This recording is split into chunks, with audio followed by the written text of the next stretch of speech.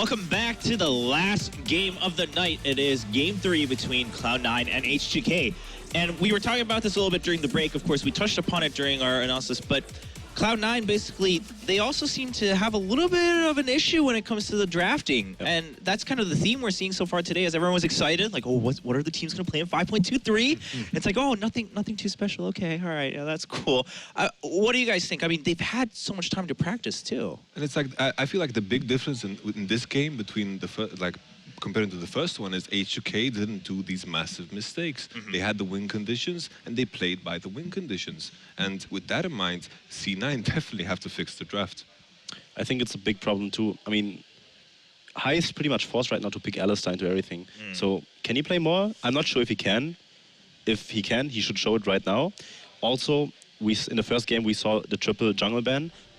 H2K doesn't have to do that anymore. They are fine with the Lee Sin versus Nidalee matchup. I'm pretty sure that Jenkins, after the last game, is pretty confident on just picking like the matchup. So right now, it opens up a lot of other picks that they can just ban. Mundo, of course, Kindred ban. Just leave Lee Sin and Nidalee open and get a like really good. Okay, Alistar.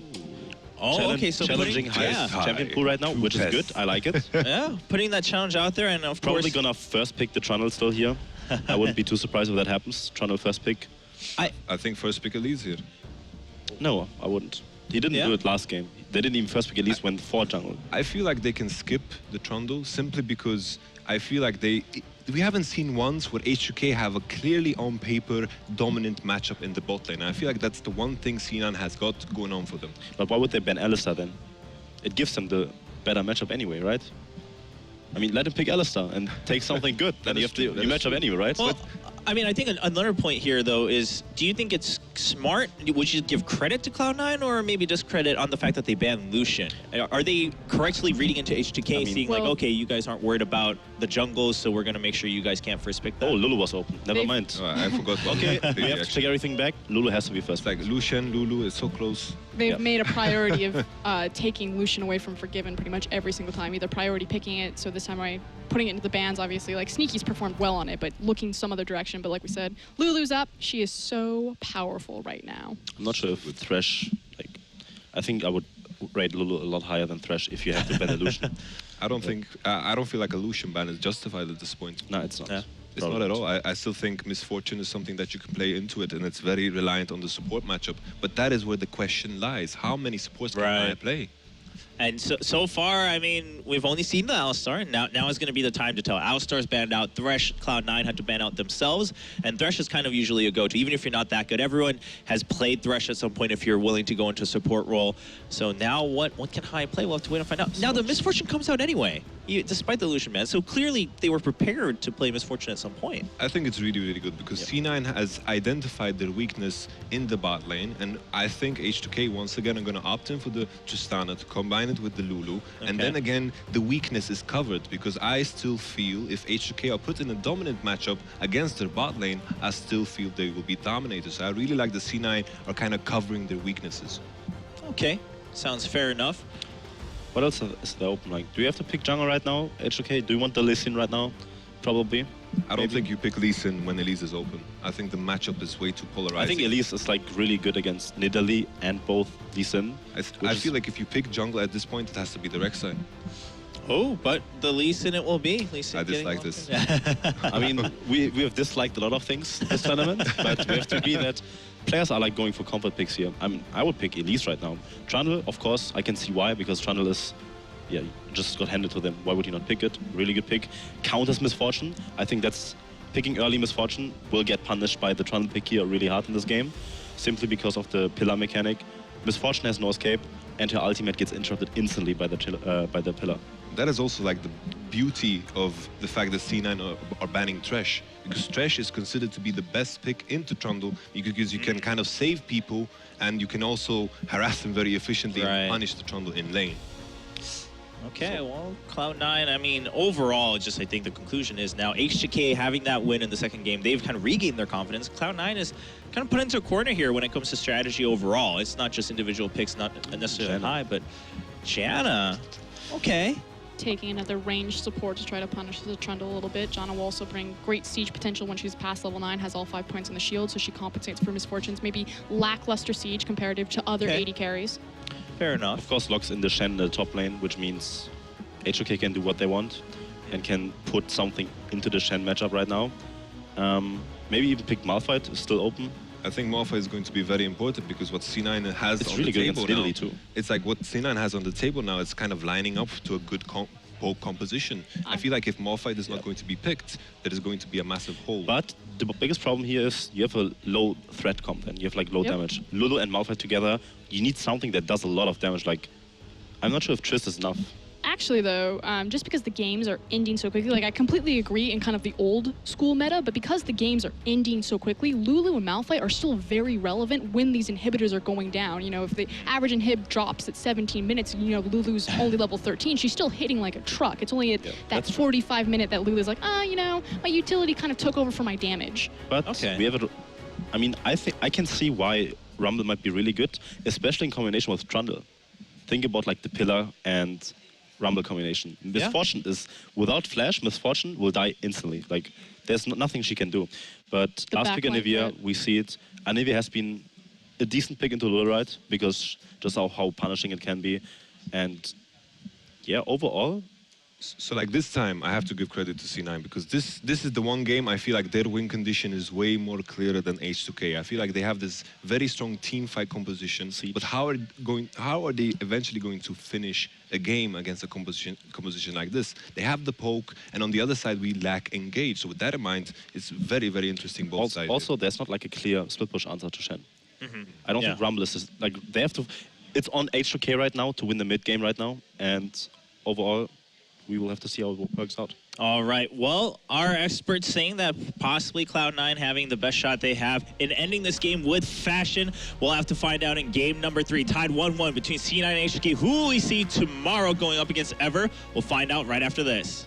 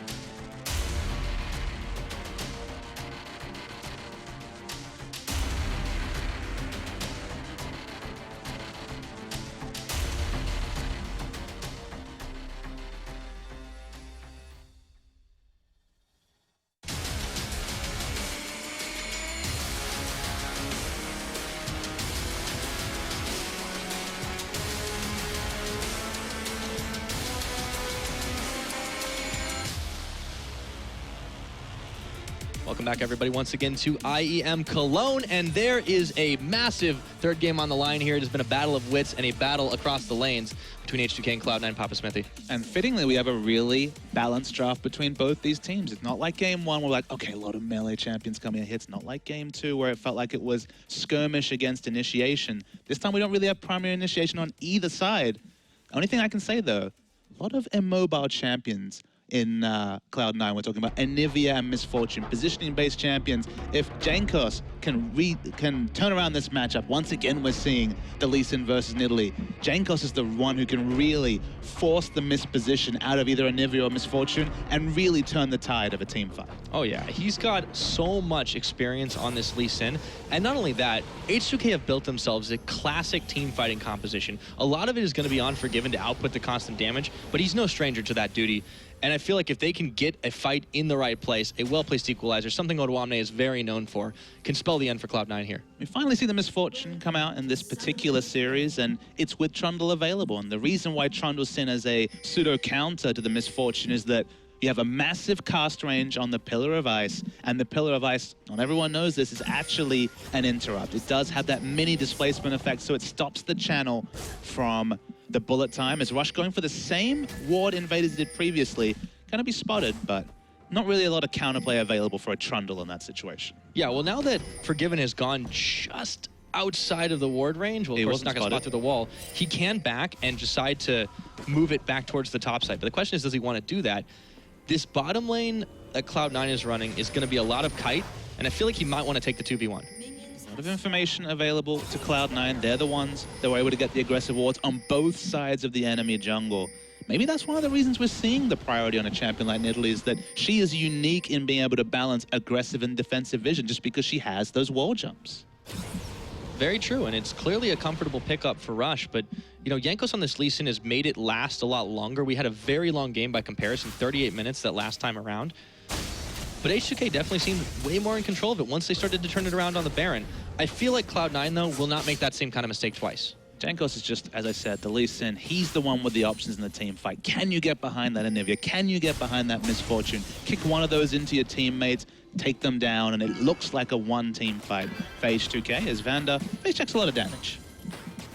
Sometimes you just got to troll, but he joins up with Forgiven in the top side, and we have a 2v2. Sneaking high guest ride, if that's indeed what they wanted to take. A lot of speed boosts here. As long as he's moving towards that Janna, Sneaky will be able to strut it out quite fast.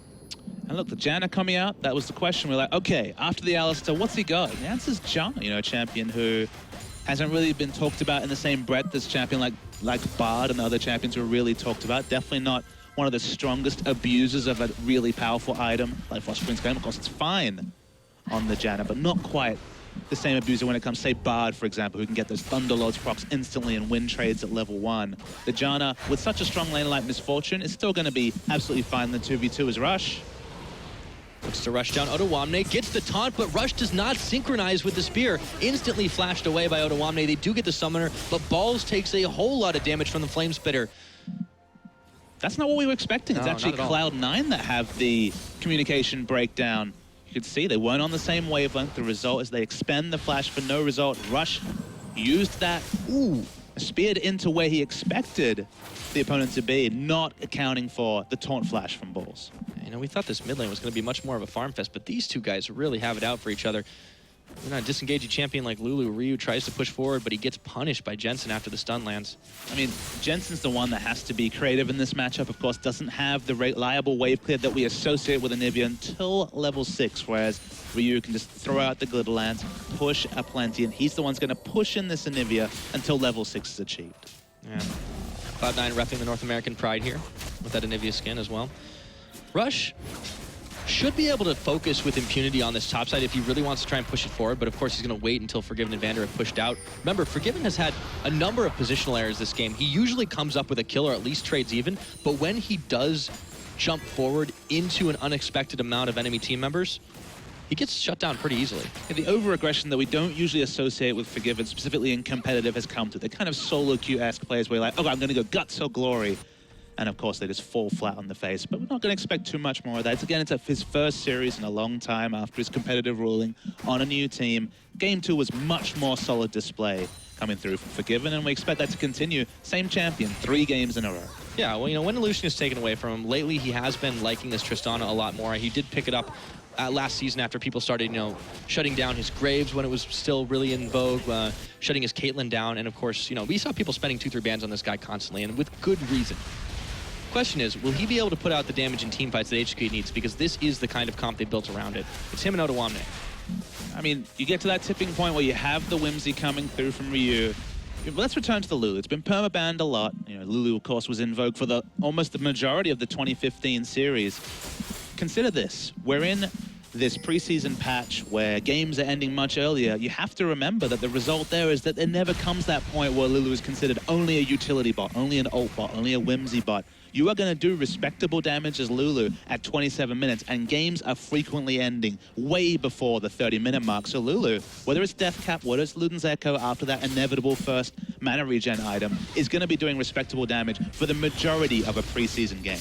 And you can talk about the same thing with this Nidalee pick as well. So even though we didn't really anticipate it to be as popular as it has been today, it really does seem to do a lot in the right hands. If Rush can continue to prove true to his name and keep the pressure on H2K, it could definitely prove to be a solid pick here. Jankos will manage to land his Q, goes in, follows up.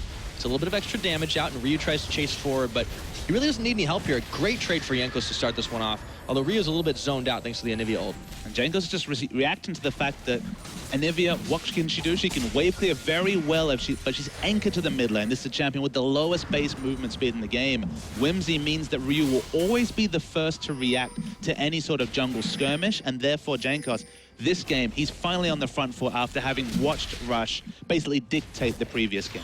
They keep fighting over that Raptor, man. Scraps all over that jungle. Jensen will spend his teleport getting back to lane. Remember, we talked about the double teleport being available for both these teams. These fights can get absolutely hectic the longer the game goes on, and the timing is very important. Obviously, 6 minutes into the game, it's not as important. Jensen getting back to lane is definitely going to be useful, as we see a little bit of a trade in the top lane. High manages to push Forgiven and Vander back as Sneaky will finish off clearing that wave, but this is a lane that, if they manage to get caught, they don't have too many tools to disengage outside of the Janna ulti, which isn't quite available yet. Oh, come on. Janna's the queen of disengage pyrotechnics. So. No, she's got the knockup, but you have to be able to land it in a line to get both these guys off. However, there's a really good trade with the double up. Sneaky's been able to do a lot of damage on Forgiven here, but he's low on mana, so they have to be careful. I haven't spied whether he's maxing E like we saw both Bebe and Uzi doing at All-Star, or if he's going for the more traditional Q max. I think Thunderlords, of course, hasn't been reduced to 20-second cooldown, so still very powerful, but not quite the power of the 524, where we will see the League of Thunderlords in full effect. Still very powerful. The fact that you can trade from so far away, Make It Rain is unique in that every proc of the ability counts as a separate cast, so therefore a Thunderlord's proc is inevitable, given that you can cast it from so far, and there's nothing an AD carry can do. You just, well, basically, whenever they start attacking minions, throw out that Make It Rain, you'll get the Thunderlord's proc, and you'll win the trade just because it's out of damage return range for basically every enemy AD carry. And it's especially true against the Tristana as well. And when it comes to those team fights, you know, it's going to come down to how well Balls and Sneaky can synergize their own abilities, because if you land a Shenton on multiple targets and then just unleash bullet time, it's going to be so hard for H2K to fight back through all of that.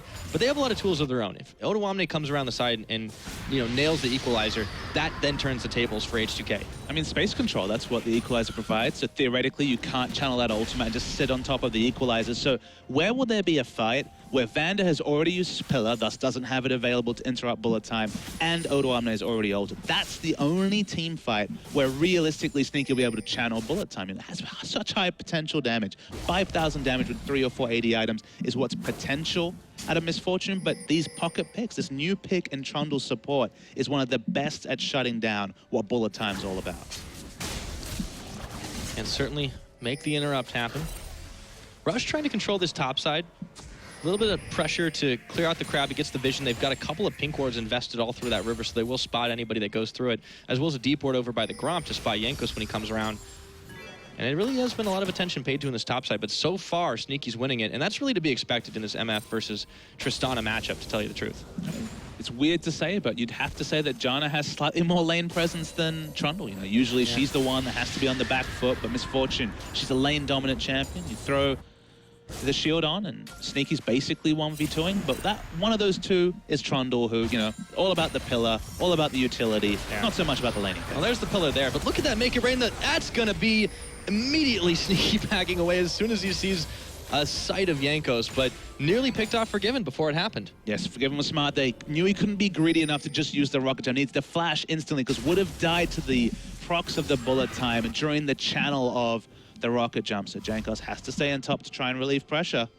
C9, they're going to extend their advantage in the top lane. Yeah, they keep it up. I mean, the goal's pretty even in this one, since we really haven't seen much outside of the lanes. We're almost on the 10-minute mark without the first blood, but this game has been so much more about careful planning and execution than insane fighting, as Jensen finds Ryu and forces out the wild growth. Wild Growth used, no other summoners though, and still has that teleport. Ryu hasn't been to back for a long time. Was able to just whimsy back to lane rather than Jensen, who was forced to teleport back into lane. Vander doesn't back, he's just there to stop the turret from falling down, and yeah, no kills, 10 minutes in. Definitely not a Chinese League of Legends game right here. No, this is a lot more LCK for sure. Ryu goes ahead and picks himself up his blue buff. Jensen will take the moment he's gone to clear away a ward in the brush. And Ryu's got to be careful here. Jensen has just enough mana to be able to do that. Ooh. Not quite enough on the wrong side of the wall, but he still made him think twice about it. And he is running this lane right now with a slight CS advantage. To worry though, used his flash aggressively, couldn't quite get the pick, and now suddenly, Jankos, he's gonna have wards, he's gonna have ward jumps. Suddenly Anivia is looking like a potential gank recipient in the mid lane. As Rush continues to be the annoying Nidalee that we know him to be. I was gonna say, it's really a big nuisance in Jankos' side, but he's been, giving as good as he's getting this series so far. In the last game, they got, of course, the same picks. Rush will help out Jensen to clear the wave, who's gonna need to back away as he's completely run out of mana at this point. And we'll see the duo lane swap a little bit back to the bottom side on both sides. That happens a lot later in this patch just because Dragon doesn't have that same priority. Of course, the problem with going for that lane swap is you usually gave up an early Dragon or the early Dragon snowball to a team, but just not a factor so much in the preseason patch. That might change in future patches, but at least on 5.23, Dragon's deprioritization leads to what, 20-minute first Dragons, if that? Yeah, and there's just no reason to take it early. I mean, yes, you get a small boost, but you're not going to try to fight early on. What do you give up in exchange? You might lose a tower or two. Most teams are willing to take that, and that's why we're seeing it be deprioritized at the moment. Odoamne is going to go back down to the bottom side. It looks like Forgiven and Vander just do not want this 2v2. And in general, this just shows you that on patch 5.23, you're happy to trade guaranteed farm on Forgiven, in this matchup of Tristana versus Shen over going for that Dragon. That's how much Dragon's deprioritized. Oh, here we go. Fantastic equalizer, forcing Sneaky to flash. High will throw down his own Monsoon. Meanwhile, though, Rush is getting kicked through the Dragon Pit, and Jankos connects for first blood on H2K's side. Out jungled. Yes, solo kill between the junglers. Solo kill in the skill matchup was all about Rush previous game. This time, Jankos, from early on when we saw we had the pressure advantage with Ryu being able to rotate, this time it's just a pure 1v1. Able to pick himself up a little bit of gold. This also alleviates some pressure as Ryu pushes in on the mid. Vander and Odoamne push in on the bottom. Forgiven pushes in on the top. And they get everything. They get the turret damage down on bot. They get the solo farm on Forgiven, who is struggling in the 2v2. We're going to watch a replay. We're going to get the actual full video between these two. This was Jankos going in aggressively, missing the first Q. Just has so much more damage here. Even with the Gromp buff, instant kick manages to nearly clip the Nidalee. And we're always fast and ready to praise Rush's mechanics. Jankos is on point. Yeah, I mean, this is why it's such a comfortable champion for him. And solid Lee Sin players will always find a place in the meta, no matter what it is. And Vander is one of the best, if not the best jungler in Europe. Lee Sin's a champion that survives all metas. Now even against Kindred has options. Sneaky's caught. Yep, and is just caught between a Cone and an Odoamne. Not to mention Vander for good measure, but in comes Balls to try and save the day. Taunt is on, Rush is coming around. There's the bullet time. Vander has nearly no health, and he's taken out by a Vorpal Blade from Balls. Odoamne caught now with the rest of Cloud9. A very quick collapse, and H2K don't know what hit him. But why are H2K making these aggressive moves with no AD carry in the bot lane? They just ran out of damage. They had Misfortune dead to rights, didn't have flash, still had heal up. Rush nearly ate it there. Picks were still on him, but didn't have the cooldown. Of course, hasn't gone for any CDR in this build, gone for the Rod of Ages, so didn't have the second rotation of spells coming through. H2K had made the conceded choice to go for farm on Tristana. They don't worry about giving up dragons. They actually got more than they expected and got the turret in bottom, but they got too greedy looking for kills, ran out of damage, and now undo some of their really good early work in the first 15 minutes. Yeah, a little bit of back and forth there, but all said and done, we have 1,000 gold advantage still in favor of H2K despite the kill deficit, and that's really all in those two towers that they managed to get. One in the bottom, Forgiven finished off the one in the top, but it was at cost of 2 kills over to Cloud9. And the turret change is something that kind of been slept on. Not, of course, the turret health changes. It's very well known now that inner turrets are kind of like paper compared to where they were before. Just much lower effective health until much later in the game. But the other change was, if you thought about Riot's trend, it was towards deprioritizing global gold from turrets. Now, the global gold's very much there. One of the biggest ways to secure gold onto these low-income members is to pick up the global gold coming through from taking down turrets. So whenever you get them down, it's the support, it's the lower income members that massively are benefited from picking up those turrets. Yeah. And on top of that, Hai is going to have himself even more gold once he finishes off the Frostqueen's claim. But he's, of course, opted to be a little bit more vision-oriented early on, finishes his Sidestone early, gets his cooldown boots. H2K will go ahead and start off this Dragon. I still feel it's a bit risky if Cloud9 knew about it, but they're not going for it. I mean, to be fair, H2K actually have pretty good vision around the Rift Herald, not exactly on top of it, but they knew they weren't trading it for any other objectives. They didn't lose anything barring some minion control for picking up that first dragon, and once you have that one in the bank, it's all about denying the first dragon from the enemy or just accepting that it's an equal trade of stats. Yeah. Well, this is all coming down to the deep vision that they did have placed, so they knew Rush might have been in the area, but he wasn't moving towards them. To say there's a vision disparity would be an understatement. H2K have a wonderful array of aggressive wards and only really defensive vision coming through from Cloud9. They do not have any vision ahead of the middle of the map, barring one ward around the blue of H2K. You know, that's the advantage of the double Sidestone, too. Yenko still favors this build, and you can see why. It's helping them out quite a lot here. Of course, you know, League of Blue Trinkets means you can pretty much place things down relatively all over the place, but those wards evaporate pretty easily as soon as somebody steps on them. Speaking of, Rush will go ahead and find himself a pink.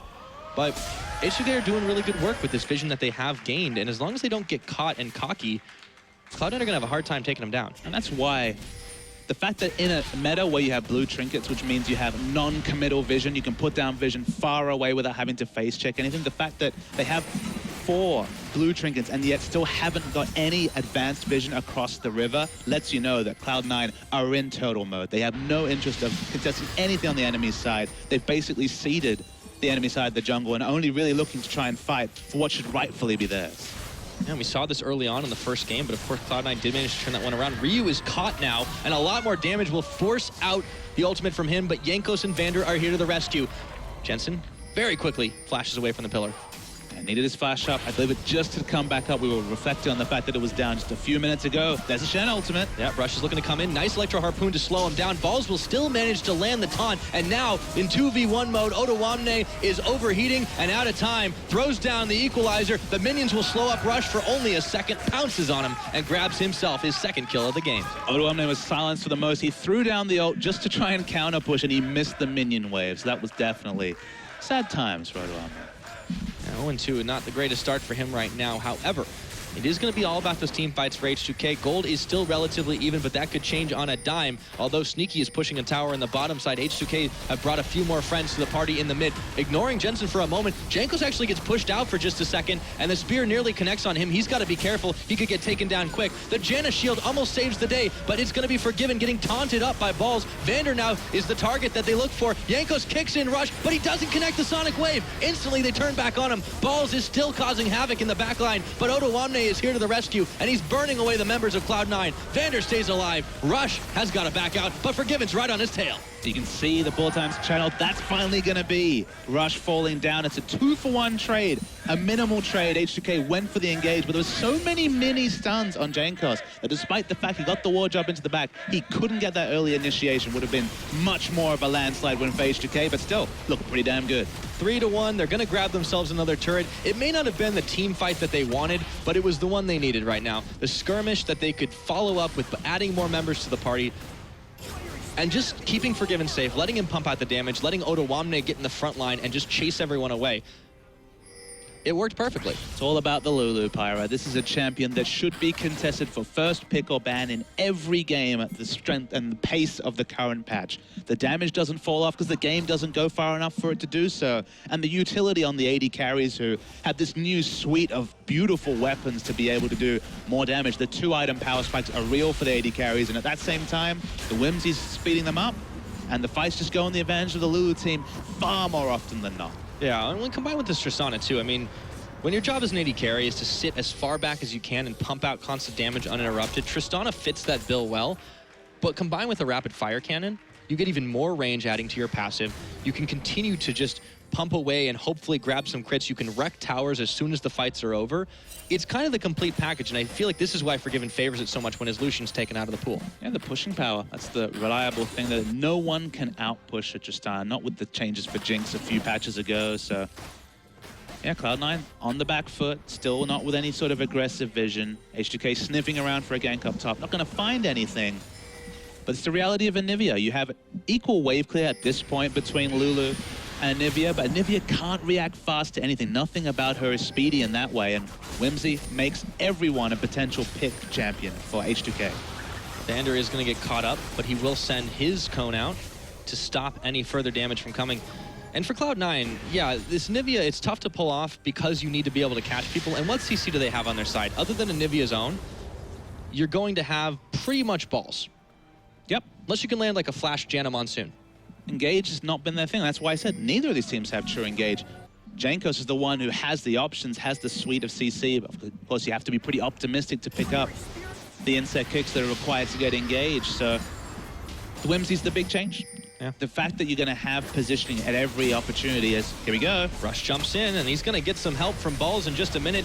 There comes Jankos, kicks Balls back away. They land an equalizer, and Jankos will pick up a kill on Rush. Balls still burning away as Odoamne turns to try and head off the rest of Cloud9. Balls will fall, but not before Sneaky bullet times his way to half-health Vander. Odoamne, exhausted, has to turn away. High is going to disengage with a Monsoon. Odo flashes the wall, but the rest of Cloud9 have already gotten the hell out of dodge. And H2K is able to move back. They get the one kill. They're going to push up the lanes. Every lane consistently pushed. Full channel of bullet time.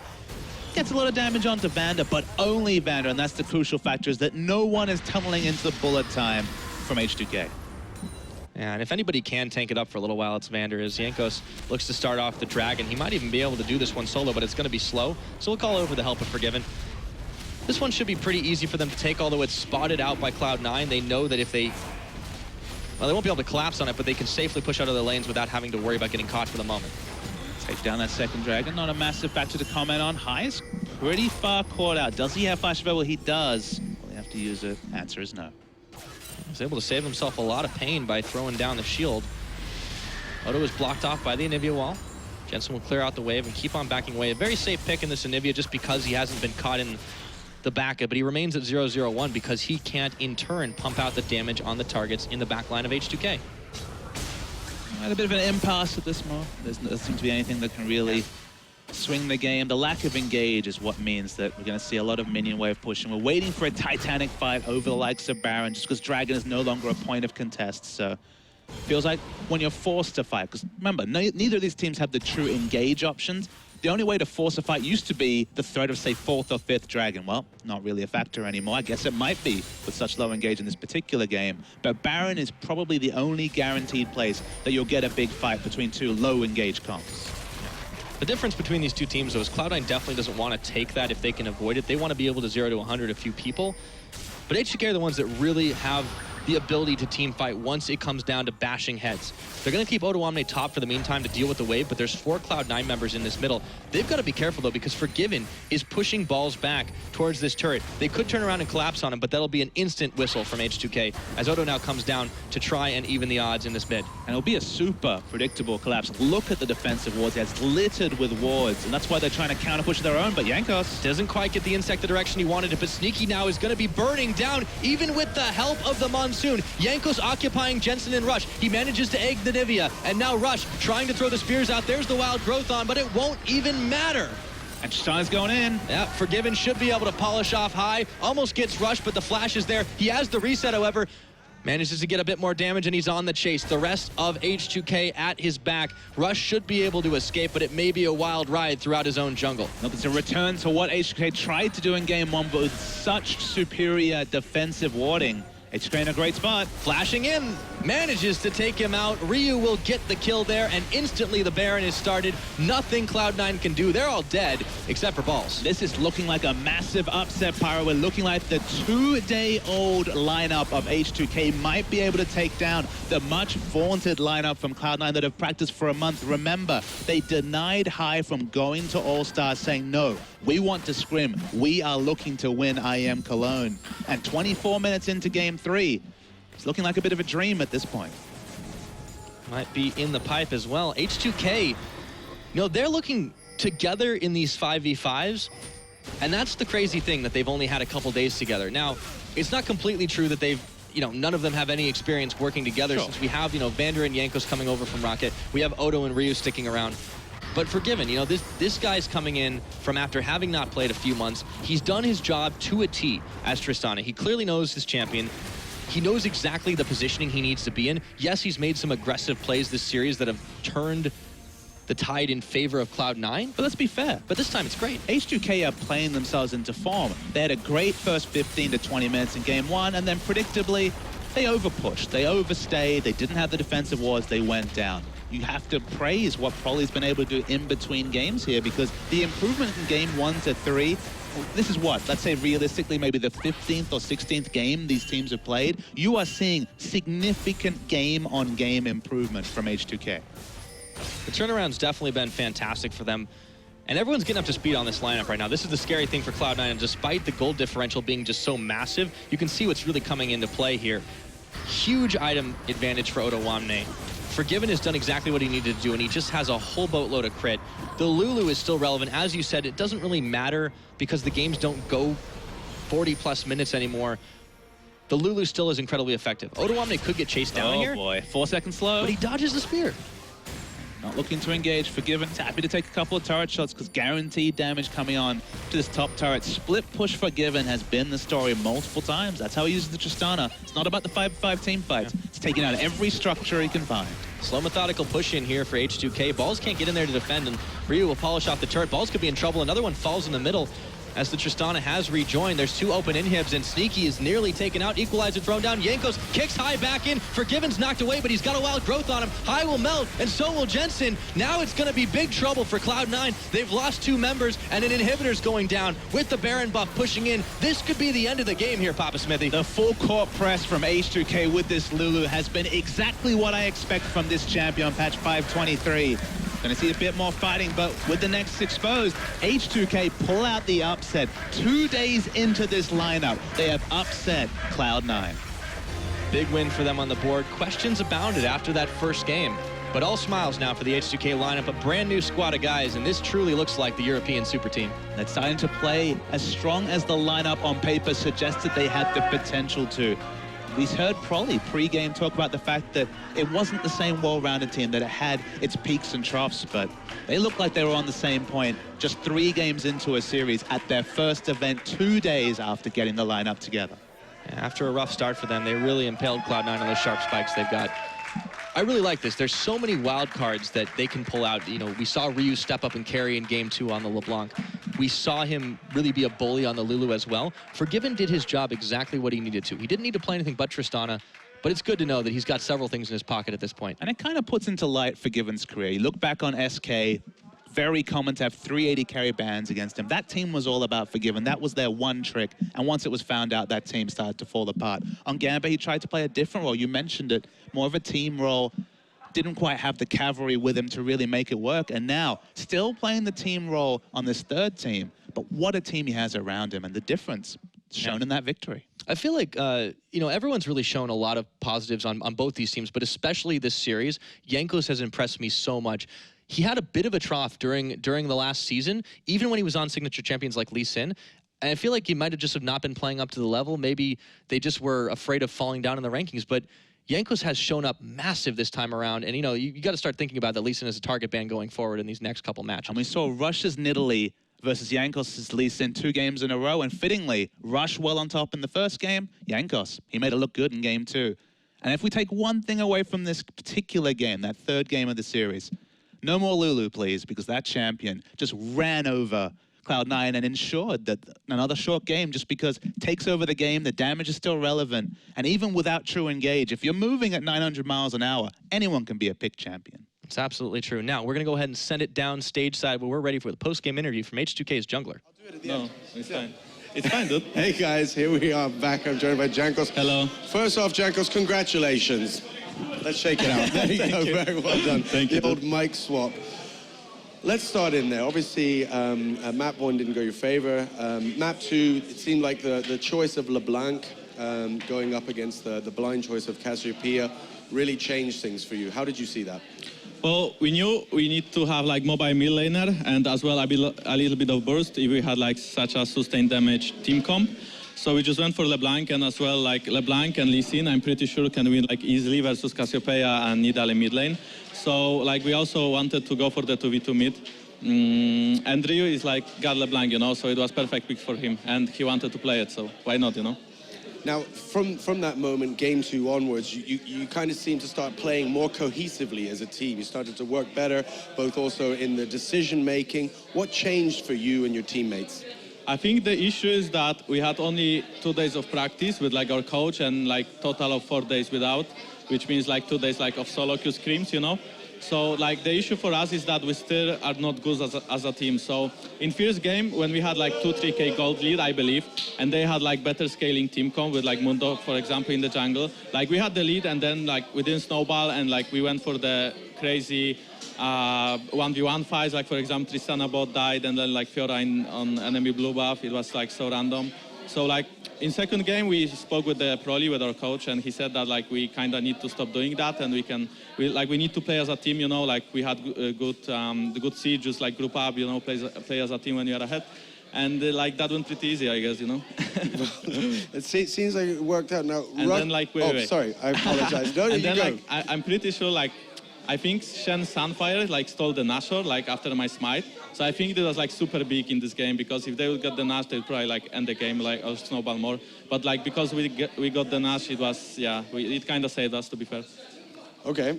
So now, looking at that matchup, you guys went up against Rush, and this is a great Lee Sin and Nidali player. Was that something that you had you seemed comfortable with that? Was that something that you had prepared for, practiced for, just confidence? What was going on there? I mean, like, so basically, I played against like the best EU junglers, which is like amazing, and like Svenskeren and Shuk. Like, those people are like so good, you know? So like Istra's like even better than them. Like, maybe a little bit because he's like Korean guy, so he's like God, you know. But like I don't think he's that, like, you can't just rate him like super high, you know. He's like just normal player and you play as a team and you don't care about this. So overall I rate my performance like not as good as his. I think he played better at least like first and second game. I would say I played better on the third game. And it was mainly because first game he outscaled me, so he did like more damage and stuff like with Mundo, but like I had way better early game. And then second game, I died like way too many times on Lee Sin because I was trying to save my team. But like third game, I killed him like 1v1 because Lee Sin like can actually do that with Red Smite. Like he can actually outplay Nidali. So I was pretty happy with that. Like he was good. He was very good. I've heard as well from Svenskeren that he's like the best NA jungler or like second best, you know, that I should be careful for him. So yeah, it went fine, you know, I think. It did go very fine because you have secured yourself a place in day 2. So what will you and the guys do tonight? What goes on from here on out?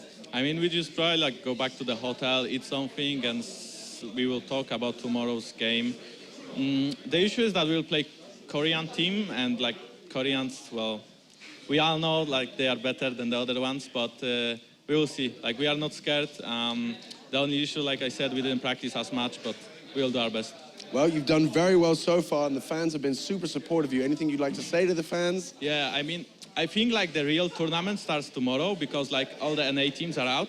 So like now it's going to be competitive.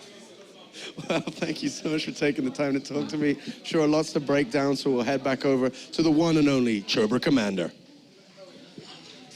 So according to Jankos, Korea, no matter which team is here, is just obviously better, including the fact that Russia's Korean and therefore he's just a god. But since the NA teams are out, no matter what that means, the real competition starts tomorrow. That's just straight, I'm just quoting somebody. I do not necessarily condone that statement. I'll leave it at no comment for me. You guys can have your own opinions all you want. Well, let's talk about the match that just happened. Of course, like we just saw, H2K brings the win, and I mean, what would you guys say? The biggest concern going in is the decision-making there, and they seem to play fine games 2 and 3. Before that, just look at draft. The fact that Lulu was even in this game. Again, we saw Cloud9 was having these problems every single game with their draft phase. You know, maybe not blind picking the Cassiopeia, you know, rotating Alistar and Shin in the same rotation. This time around, leaving the Lulu up, choosing, I think they target banned Thresh. Yeah, Thresh and Lucian. Yeah. And I frankly feel like they were punished across the board on their draft phase. And I feel like 2 important questions that we posed earlier on was Balls as a player was heavily critiqued, and in this particular tournament we see that his champion pool is once again lacking. He's leaning to these easier champions to play, like the Shen, like the Maw fights, and also the other important question was the lane phase of High and Sneaky. In this last game, they had the Janna Misfortune into the Tristana Trundle, which is a heavily favorite matchup for, of course, the Misfortune and the Janna, and they couldn't really create any advantages. Tristana and Trundle were winning this matchup. So those two questions are now answered. Okay. Dexter, what about you? I mean, is it just kind of everything we talked about coming to fruition? Yeah, I'm actually pretty disappointed by the drafting from C9 because if you practice for 1 month and you practice on that patch, I think you should know that stuff like Trundle is good, and then you don't first pick Lucian, you pick Ryze, for example. You should not give away Lulu. Yeah, I mean, I'm not a big fan of that drafting at all. So, something that I would like to add, I think Rush is a top-tier jungler, but with the way people are hyping him as if he's the best jungler in the world is where I kind of question it. Because, to be honest, he topped the solo queue of NA, he topped the solo queue ladder of Korea as well, and he also topped the ladder he smashed everyone in NA LCS. And what do all these have in common? You're most likely going to face a bad jungler in the previous season. That is just what it is. We didn't see Rush tested against a good jungler. Today we saw it. He played very, very well, but I think Janko also showed that he also can play very, very well. Yeah, so perhaps Rush also suffering a little bit from the fact that he wasn't challenged too much coming in, and now he's going to have to kind of push his own potential a little bit further, going, you know, if he wants to shine on an international stage. I mean, in my eyes, Nidalee is still not a good pick in comparison. That could also be it. It's so overrated. That's the biggest problem. I think it's so much emphasis on Nidalee, but there's like so much more, like Elise, for example. Right. Why is Elise not being picked? Yeah, Why? Elise Why? as well. Why is Elise I not feel like the biggest reason why Nidalee is so bad, I think if you agree Elise. with me, Dexter, is the fact that Nidalee, the item she has to buy, the jungle item, is just so bad right now. Runeglaive is really bad. I mean, there's this called the budget item where you got Rod of Ages, we talked about it, and Abyssal, which is kind of fine, but there are like so many picks that punish Nidalee like really badly. For example, Trundle is very good because of the slow, and then Kalista is always like the AD carry that punishes very well because of the ultimate. Everything with hard engage, Malphite too. Malphite top tier pick punishes Nidalee very well too. And in general, it's just hard engage is just super good against Nidalee because she's so squishy. And if you catch her out of position, if you don't work, I think Nidalee works if you're basically disrespecting the enemy team and say, hey, I'm a better player than you. And then you just go on to them. So that's how I see Nidalee as a pick. I want to quickly touch on Lee Sin. I know that you guys have like some mixed feelings on Lee Sin, but we've seen, you know, people go back to their comfort champion. He's unique in that he's one of the junglers kind of in meta right now. If you think about Kindred, Nidalee, Elise, and Lee Sin as kind of your 4 junglers that are being played, that he finds an actual power spike at level 6. Elise, obviously, level 6 isn't going to mean much for her because she doesn't have an ultimate. Nidalee, kind of the same deal. I mean, you'll get innate power, and then Kindred's ultimate is more used defensively as opposed to an immediate just like rushing the red smite, having that that ultimate power spike available to you, being able to synergize with the other ultimates on the map, I think is kind of a big kill pressure, especially when you need to make those plays early game. Yeah, that's a fair point, something to look at as we move on forward. But the results are in, then we have wrapped up the matches. So let's take a look at the bracket and what it is in store for tomorrow and going forward for the rest of the Intel Extreme Masters here in Cologne. So as we saw